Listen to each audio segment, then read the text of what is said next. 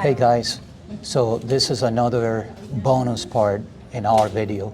Last week at the Rich Orchid Society show, we had Julio Hector wife, Eileen Hector? Most Eileen Muzzy Hector, yeah, her Hector. middle name, yeah. Okay, but anyway, so we have Julio here today, and he's an AOS judge for how many years, Julio? I started in the program 14 years ago. So I've been involved with as a student and as a judge for the last 14 years. And before that, I went in and we have something called monthly judgings. So I participated and went and observed. But at that time, I didn't have enough time to allow for what it takes from a studying perspective. And when it came to a point, I says, I'm going to do this now, or I'm not going to do it overall. So, except 14 years ago, I just dived in and went through it. So. Nice. But obviously, you were growing orchids before. Yeah, I've been growing orchids for a while as a hobby, and something that I guess it came naturally. I remember when I was a young boy, talking about growing up in Cuba, my grandmother had a semi-alba cattleya growing on one of her trees, and whenever that orchid bloomed, none of the grandkids were allowed to go in that garden. So since that point in time, it was going on. And my mother, God bless and rest her soul, she was always one of those individuals that goes out and she sees a little piece of tree out there, because this piece, puts it in her pocket, takes it home, and 3 years later she has a massive, so she's always has the green thumb. Like your dad. So, from that perspective, I guess something that I enjoy, orchids. So when I was in college, I had a friend, one of my coworkers, her husband was doing research with the University of Florida, and they were working with Norris Williams. It's one of the individuals that did a lot of studies of the different orchids in South America, and a lot of them were in Cydianine. And they were trying to identify the specific pollinator, in these cases were euglossine bees, that were specific to a different orchids. So she had a couple of orchids, and she says, here you go. So I had just started working, I think that was back in 1981 for University of Florida. So I got reinvigorated back into orchids, and I've been growing them a little bit here, a little bit there, as a hobbyist, so. Good. And we're going to talk about, they have many plants that have won awards. So later on, we're going to talk about something that we saw and we love. But I wanted to ask you, number one, you touched on the subject that you started gradually into being a judge. Right. And obviously you have to study for it. Right. What would you recommend for someone interested, I think one of the first things that you want to do if you're interested in orchids, first thing is become a part of a society, right? So that way you get exposed to a lot of different individuals. A lot of different individuals grow different things. So you can see what they bring, what you like, and you can go to shows. And also be aware and identify where are the different judgings that occur. So besides orchid shows, there's also judging throughout the state on a monthly basis. So for instance, we are here in what is called the North Florida Central Judging Center, and we have 2 monthly judgings a month. So the one that occurs in here is the 4th Wednesday of every month, or the 4th Saturday, depending upon if there's orchid show season or not. And there's another one up in Mount Dora, which is just north of us, and that is every 2nd Saturday of the month. And the reason why we do that is as a service to the affiliated societies of the American Orchids. So we bring judges that are qualified, so people can bring in their plant, and the public can bring in their plant and see if they're qualified to be able to go ahead and receive an award. Okay. So if you go there, you see the process, you see what's going on, you learn also, Because, I think one of the worst things about becoming an orchid judge sometimes is when you look at something, you become a little bit more what is called critical about certain things, right? So it's not, oh, look how pretty an orchid is. Then your brain starts going up, it's like, well, what about the quality? Does it compare to the other thing? So one of those things that'll do, so be aware, so you become, it's not only a pretty orchid, is it something that merits being able to be looked at in terms of quality, or what are the things? This is one of the better examples that I see. So that's one of the things that you will get by looking at and participating in those monthly judgings. Nice. How many plants have you awarded so far? Because I know last week you had like 14, and it was a small show. Yes, so I think in here it depends. So it depends upon the number of plants that are brought in and the quality of plants that were brought in. For instance, this is a small show, so I think there was only 49 plants that got brought in for registration. But what happens too is when we have AOS judging, anybody can bring a plant in. They don't have to enter in the show. If they wanted to look for AOS judging, they could bring it in just for AOS judging. So I think today there were 5 plants or 6 plants that were brought in. Some of them were from judges, and they were looked at, and some of those got awarded. But it is my understanding we had a total of 9 awards here today. So Not bad. Not bad. And I think we have many questions, but we have limited time. Hopefully we'll do a video of just this about AOS and the process of judging. Is that possible to have one day, like you guys? Yeah, we can talk about that. So, Nice. And you asked the question, what does it become to be a judge? So when I started 14 years ago, the program was basically you become in and become a student. So at that point in time is you had three to 5 years as a student. And what that purpose for that is to make sure you learn about the different orchid, genera that are there. There's so many of them. And then within the species. And the reason for that is, how do you know something that is good brought to your table, whether it's good or not? And the way to know that is to understand what are the important parents that are there from all of the different genus that are going on, or what are the, and what are those species that they pass on to the different hybrids. And so what are the good characteristics? What are the bad characteristics? So once a plant is brought in, you can take a look at it and says, oh, look, it got this positive attribute from this parent. It got this positive attribute from that other one. But look, this one over here, it's not so good. So you become a little bit more understanding what you're looking at. Okay. And at the same time is to be able to say, did it get the best from most of its parents? Is it as good or better than the parents? Or is it, not necessarily all the time, but does it impart some of the, basic principles about orchid, aesthetics, balance, those kind of things that are important. So one of my favorite individuals from the judging, he's no longer with us, but if you take a look at it and read about him, his name is Ernest Hetherington. And judging is something about, it's not only about looking at something, like you measure something, right? It says, oh, this is 17 inches, this is bigger than anything else. You have to be able to understand it's not only about the size, but it's also the balance, So you can have something that is really long, but narrow, and it doesn't present as far as balance goes. And those are the kind of things that you learn. So 3 years as a student, and then 3 years what we call as an associate judge. And then you become accredited. Just recently, within the last year, the AOS had determined, we have ability to be able to have more judgings available. There's more knowledge available.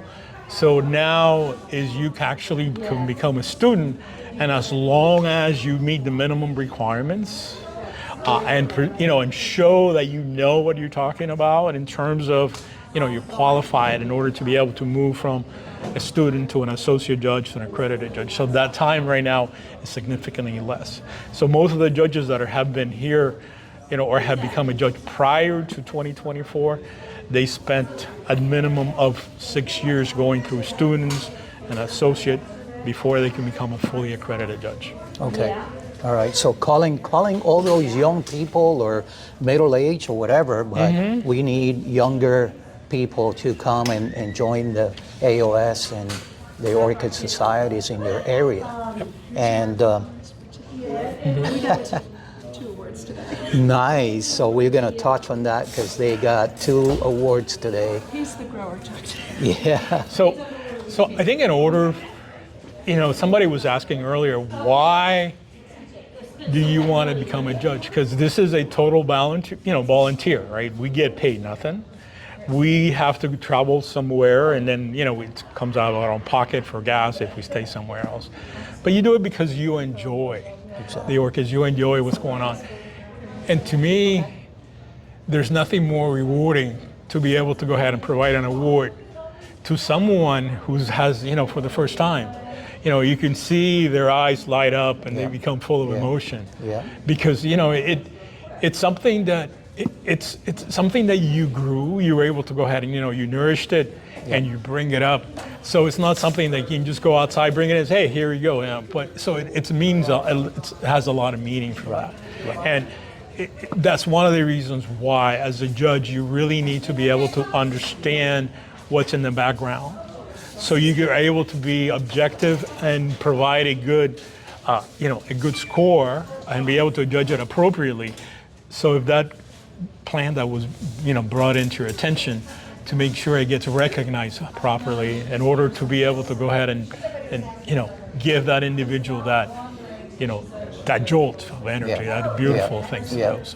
So when you talk about schooling, is there a school that you go to, or? Yes and no. So the school that we have is typically we have a program within each of the individual judging centers, right? So we need to be able to understand what are all the different, main genera that we're looking at. So, we look at the Cattleya lions, we look at the Oncidiums. So you learn about what are the main species, what are the different species within there, what are they in part, where's the red color comes from, where is this one does, what's the form. So that is kind of your building blocks in order to understand that. So one of the mentors that I had says, know your species, right? And if you know your species, because that's what everything starts with, right? So if you know what a species, 32,000 of them. But not all of them are equally the same, right? And some of the other ones you understand this is more important, and not only that, but what are the one mains that are in cultivation? So it allows you to be able to understand what's in the background. So somebody brings a plant in here, for instance, today, and you can compare. It's like, oh, look, it got this positive attribute. So look, for instance, one of my favorite Cattleya hybrids is called Cattleya Circle of Life. It was hybridized by Fordyce. And it's got different attributes from Coccinia. Coccinia has those big, round, broad petals. So when you take a look at that flower, you can see how big the flower is, how it makes the flower full. One of the negative characteristics of Coccinia is it's got a really narrow lip compared to the other Labiate Cattleya. But if you hybridize it with something else, you take that into consideration. If you see that lip, it's how wide it is. But again, you have to understand what you're looking at and what are the positive attributes to do that. But to me, the Circle of Life as a parent, and one of the things that are there is one of the more, what I would call prominent parents that are available right now in modern hybridization of Cattleya lions. Nice. The other one, for instance, and if you want to take a look at the Paphiopedilums, one of the species that always goes ahead and provide vigor and size is Paphiopedilum borchardianum, because the flowers sometimes, I swear, is about that long. I'm not exaggerating, it could be that big. So if you impart that with the petals and something else, so it usually provides those characteristics. So those are the kind of things that you become familiar with. So when somebody brings in a plant, for instance, you see, did it get what it got from its parents, or is it, potentially just not quite there? Or, even if I get a great plant, if I don't grow it well, it's not going to show well. So those are the kind of things you need to know. Okay, and that leads to the last question. So if you have a plant, anybody has a plant, you have to know the background. In order for us, today we had a perfect example. There was a plant that was brought in, it looked beautifully. It was Dendrobium Panama Red. So why didn't you get awarded? Well, when you take a look at it, it was a trade name. So it's just like I'd go outside, pick up something, and I want to call it Julio's Delight, right? Well, where does it come? What are the parents? So when you cannot compare that characteristics, where does it come from? What are the parents? It's one of those things that we cannot judge. Okay. So in order for us to be objective and provide good information, it's not just looking at something, oh, that's 85 points, right? You have to understand what's in the background to be able to compare to the right. And those things are always changing because we have what is always what we talked about, today's standard. So something that was awarded 25 years ago and might have gotten an AM, there's a lot of those, the same things, the same cross might be hybridized today, or even the species. Somebody brings a species and now this is a little bit better. I'm going to use this parent and then the other one. So the standard, today's standard, is much higher than it was in those years. Oh. So that's the other thing too, and that's when we compare in the Orchid Plus, for instance, Orchid Pro, excuse me. You're able to take a look at it, says, what is today's standard? What was the last thing that I awarded? How does it compare what I see in front of me? Is this one better than that or the other one? So those, knowing about the species, whether in part, and then what is today's standard, you understand how to be able to properly score those plants. Okay. And as far as the size of the plant, how many pseudobulbs, is that taken into consideration? Yes and no. So what I mean by that is when you're looking at quality, you're looking at the quality of the flowers, right? So, and there's different scales, if you will. So from a quality perspective, you're looking at the form of the flower, the color of the flower, and some of the other characteristics. Size is one of those, but size is not the most important size, right? Okay. So size is only 10 points. Okay. But that's one of the things that we're talking about. Having a plant that has narrow petals compared to something else and is 10 inches long, to me, and some of the things, it's not as important as the same plant has maybe 9-inch petals, but the petals are much wider. So if you take a look at it from an aesthetic perspective, it's much balanced. It presents itself much better. Okay. So pseudobulbs, and you're talking about that, we have quality, and we talk about quality, and then there's also something that it goes to the grower. It's called cultural awards, and basically has to do with the size and condition of that plant. That is 50 points. Then the other one has to do with floriferousness. So for the size of that plant, how well is flower and what is expected. And the last thing— How many flowers? How well is flower? So if you Okay. have, let's say a plant that has, let's talk about it in principles right now. So if you have a plant that has 20 pseudobulbs, but only one is blooming at the time, right? That is, and then you have another plant that has 20 pseudobulbs, but you have 10 inflorescence at the time. So plant B is more floriferousness because it has more flower compared to the same size. Okay. And then the last thing we talked about from a culture perspective is what is called condition. So in this case, we're looking at this one right here. One of the things that we're looking at from a cultural perspective, we have something called Certificate of Cultural Merit, and the way that it is scored is 50 points for size and condition of the plant. So that means, is the plant well groomed? Does it have any damage? So on and so forth, right? And then floriferousness is how well is bloom. If you have, you wanted the majority of those pseudobulbs to be flowering. And then the condition of the plant, the condition of the bloom, so you don't want these things to be dead, for instance, in this case. So this one was brought in today, and it received an 87 point CCM. So that means Cultural Certificate of Cultural Merit of 87 points. It also received a quality award, and what that quality award is looking at, comparing the flower, comparing to the background. In this case, what is, like we talked about, how good is the color, the form, and then some of the other characteristics in there. Okay. And as far as like a cattleya, okay, should you clean up the sheath, the old where the flowers come Sure. from? So let me ask a question. You're going to go to a show. You're going to go out to a party. Are you going to put your best foot forward, or are you going to go out there and to go wear the same clothes than you were doing when you were cleaning the yard? Okay. So there's two things that you want to be able to do. When you bring the plant in, you want to make sure that it's like, hey, look at me, I'm fantastic, I look spectacular. It's like those models going down the runway, right? Okay. They go ahead and, they think in terms of, they do all the sass and they do that because they want to say, look at me. So when you bring a plant in for judging, the best thing to do is make sure you clean them up. Okay. So put your best foot forward, right? Okay. So if you're going to go out, you're not going to go out after you've been working in the yard, you're nasty and smell. You're going to take a shower, you're going to clean up, you're going to take some clothes. You want to do the same thing for the plant. So it's similar. And a pot, this is a pretty clean pot, so clean up your pot or... Well, in this case is when you're looking at quality, right? What we say is we're looking at the flower, but in reality too, you see a lot of comments. If something looks like, if you bring something, it's not going to influence the score, but it's going to influence the eyes and aesthetics of how something looks, right?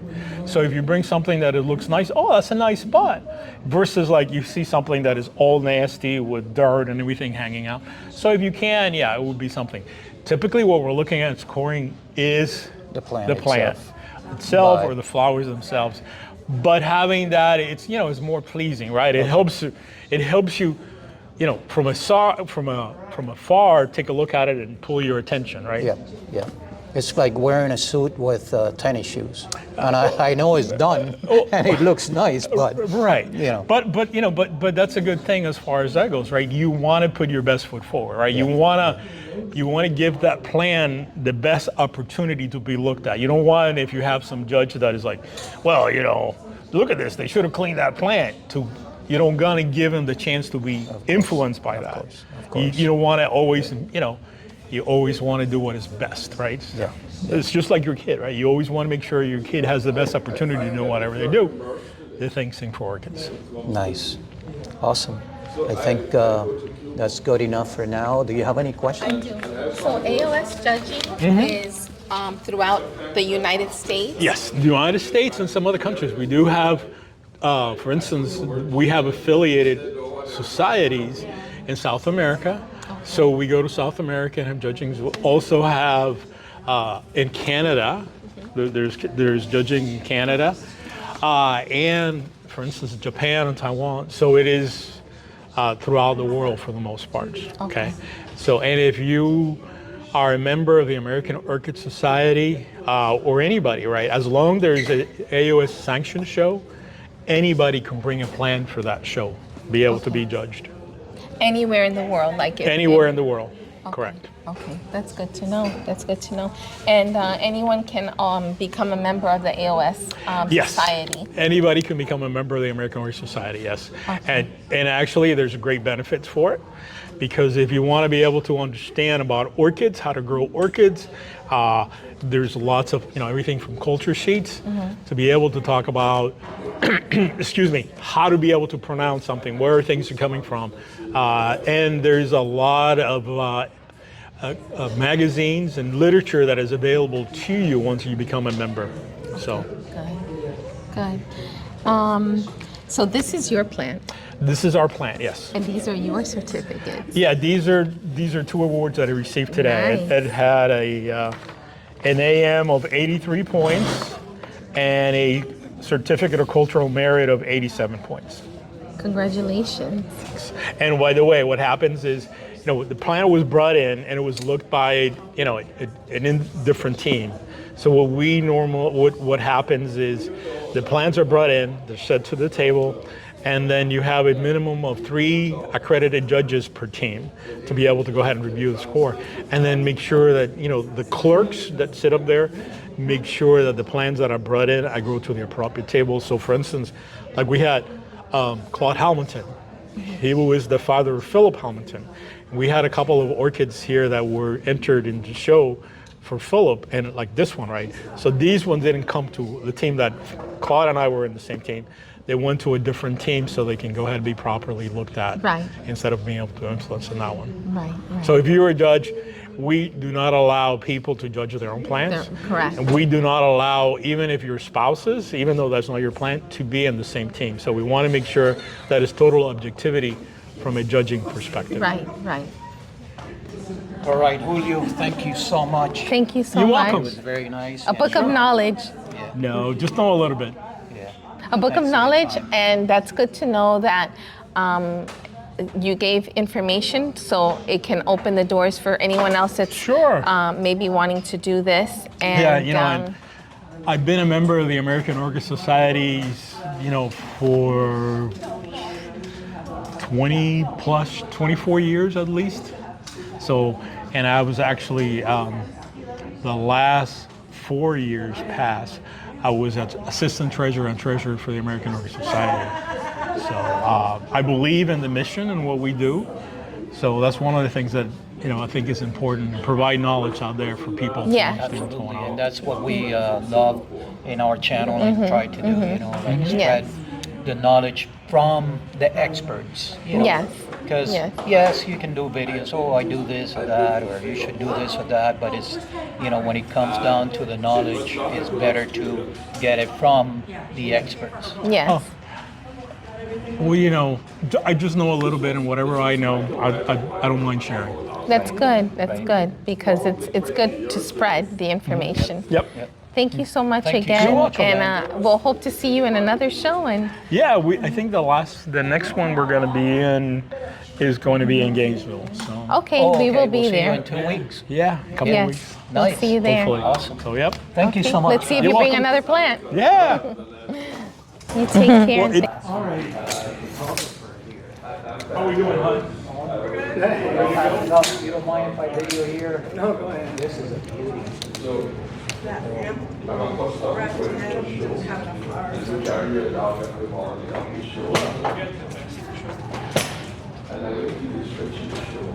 Best species.